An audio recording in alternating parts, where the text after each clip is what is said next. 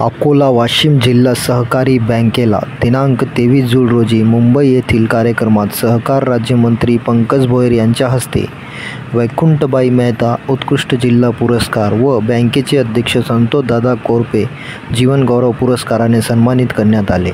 मुंबई येथील यशवंतराव चव्हाण प्रतिष्ठान सभागृहात संपन्न झालेल्या सोहळ्यामध्ये कार्यक्रमाला प्रमुख अतिथी म्हणून पंकज भोयर यांच्यासह बँक असोसिएशनचे अध्यक्ष CA भगवंत कड, कोकण विभागाचे महसूल आयुक्त डॉक्टर विजय सूर्यवंशी, असोसिएशनचे उपाध्यक्ष प्रणजित पोरेडिवार यांच्या हस्ते पुरस्कार प्रदान करण्यात आला असून बँकेचे अध्यक्ष संतोषदादा कोरपे यांच्यासह संचालक मंडळ बँकेचे मुख्याधिकारी यांनी या पुरस्कार स्वीकारला.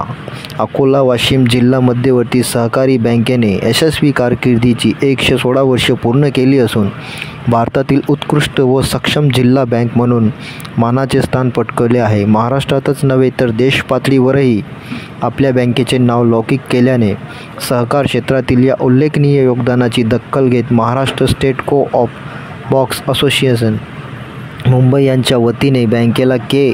वेंकटबाई मेहता उत्कृष्ट जिल्हा मध्यवर्ती सहकारी बँक पुरस्काराने गौरवण्यात आले.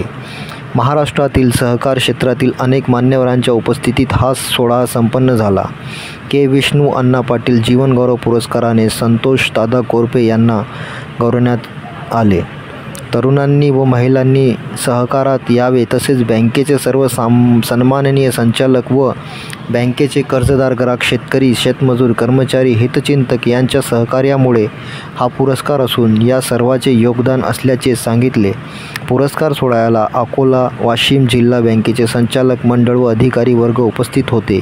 मिळालेल्या या पुरस्कारामुळे दोन्ही जिल्ह्यात त्यांचे अभिनंदन होत असून जिल्हा बोर्डाचे संचालक व बँकेचे संचालक मंडळाकडून अभिनंदन होत असल्याची माहिती प्रतिनिधीशी बोलताना बोर्डाचे संचालक अनिल जाधव यांनी सांगितले.